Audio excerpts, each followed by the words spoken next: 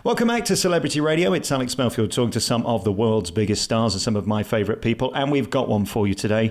The Stylistics are one of the most unique vocal groups in the world. They start a UK tour on October 26 in Gateshead via Redditch and Worthing, High Wycombe, Dunstable, Stockport. They're going completely across the UK through until January 25th. Cambridge, you can see them there at the Corn Exchange. And I am so delighted to say that one of the original members from Philadelphia, Airrion Love, joins us on the phone now live from the US. How are you doing? I'm doing great. How are you? You do realise what impact you've had on people like me and others' lives? It's not something I take for granted, but it's not something that, is constantly in the forefront of our mind until we see the people in the seats and stuff like that.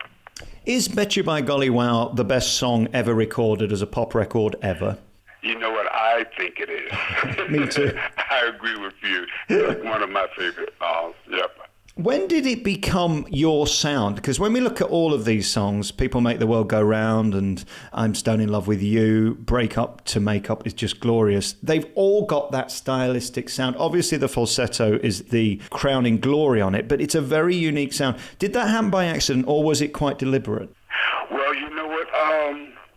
We get that question a lot of times. And the only thing I can say, when we first put the group together back in the late 60s, I know it was kind of like while I was in high school, and then it went on until our first record. It was a 5-member group, and we kind of like patterned ourselves after the Temptations. The Temptations were, one of our favorite groups. So we had the first tenor, like the Temptations had, which was Eddie Kendricks, and then we had the baritone or the bass, like the Temptations had, which was Melvin Franklin. So it was 5 of them and it was 5 of us, and we just sang. Before we had any recordings, we would work around Philadelphia on the local scene, just doing everybody's music, Temptations music, Gladys Knight and the Pips, and Motown was like really popular at the time.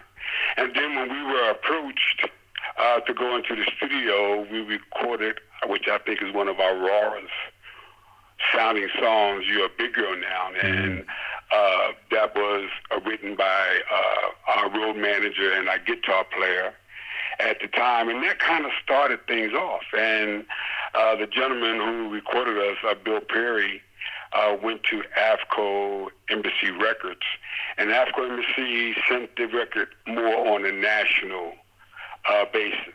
And then from the success of that, they said, okay, well, we got to follow up with that with an album for that. And they contacted Tom Bell, and Tom Bell took us in the studio and just started recording us. Incredible. So definitely it was the expertise of Tom Bell.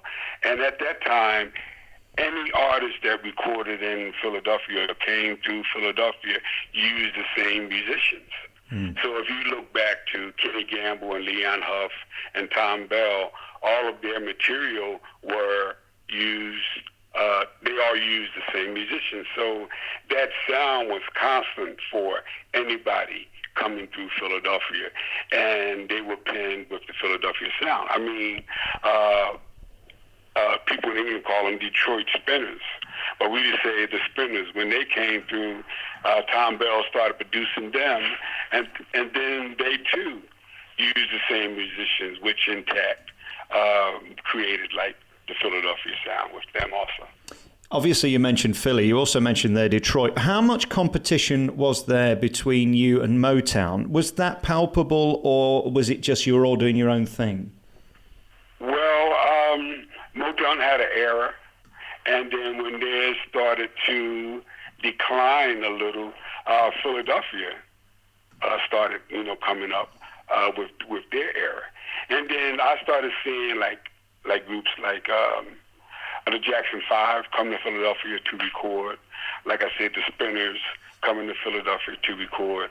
And it's like anything else, any market that was having a large increase in music sales from the certain producers from that particular city, people would come in and try to have those producers work with them. I mean, Tom Bell worked with Johnny Math. He worked with Dionne Warwick. So there were, quite a few artists that he worked for.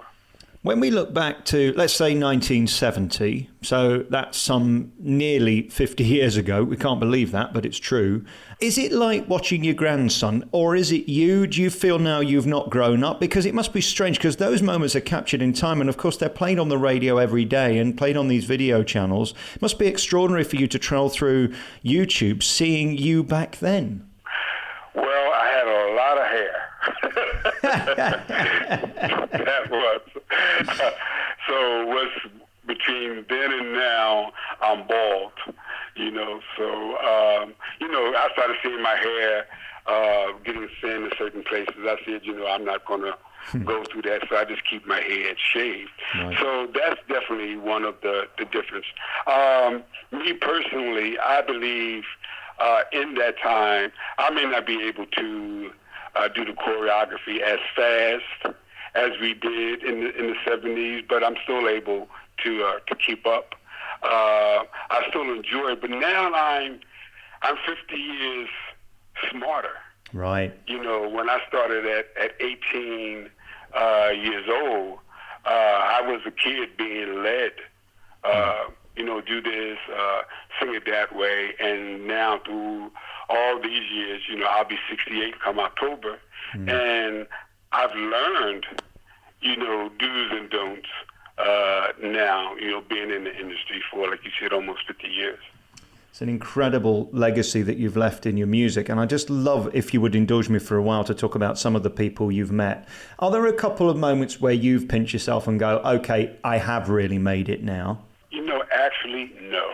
Really? No. I think we have accomplished a lot with our music through the years, but to a point of feeling like I absolutely made it, I still don't feel that. And today, I feel that I'm lucky to be able to still be performing in industry that I love, and we're able to put, people in the seats after 40 plus years at the group.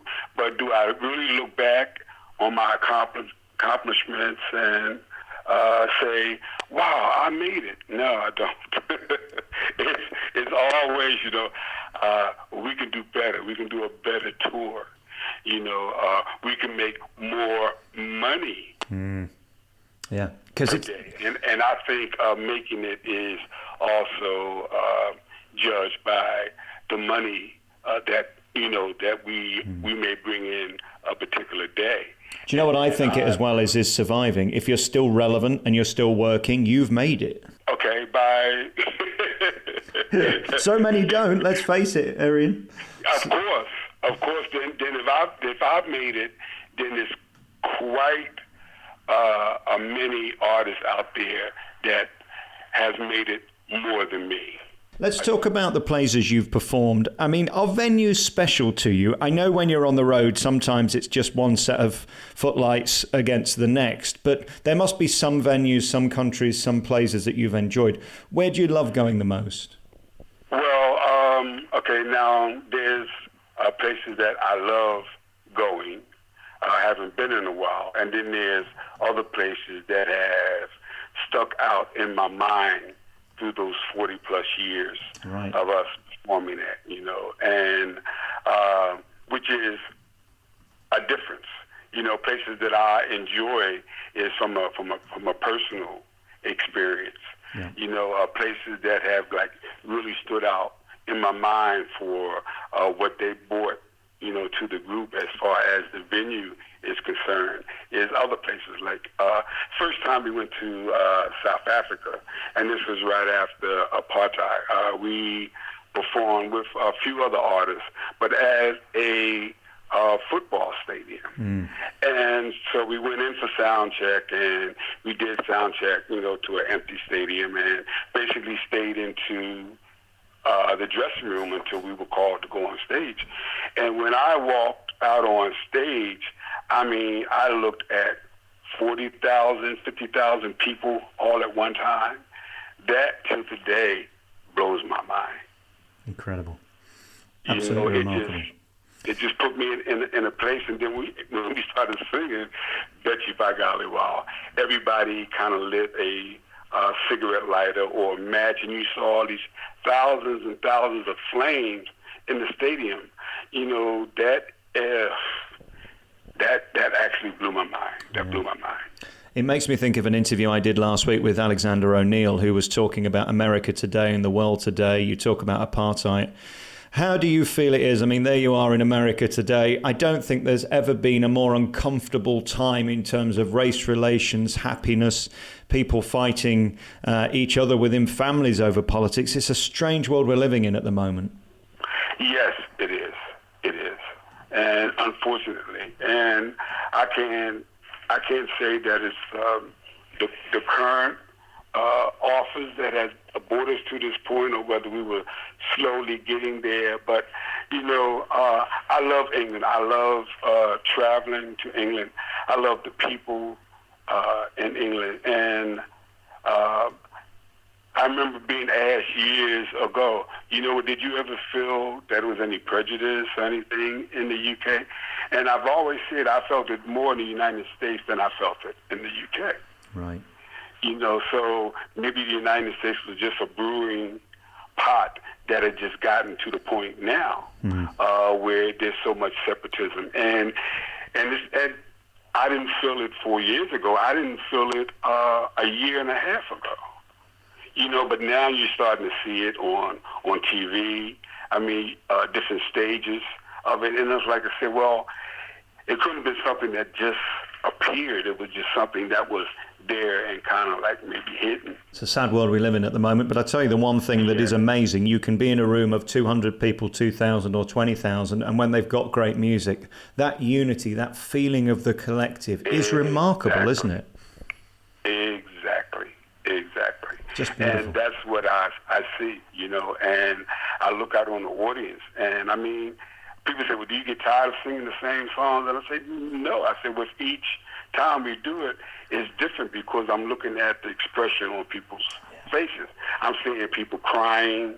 I'm seeing people laugh, you know, and not just one race of people. I'm seeing all different races, young, old.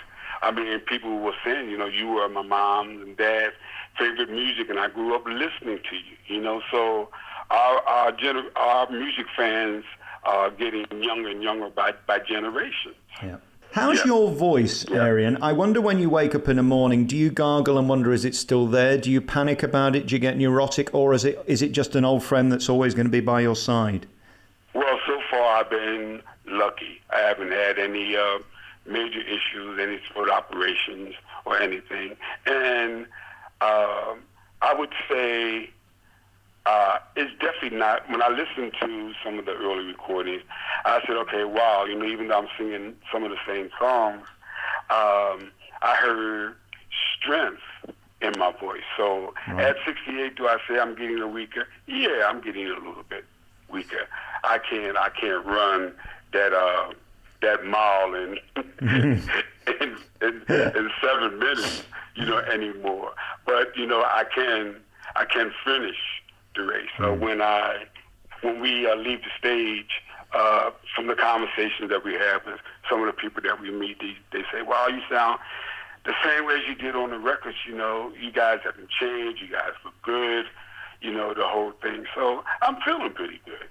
And when you stand on stage and the pin focus hits you and the beginning of You Make Me Feel Brand New starts, do you lose 40 years? It must take you back because it's the most glorious song to sing live. Well, thank you.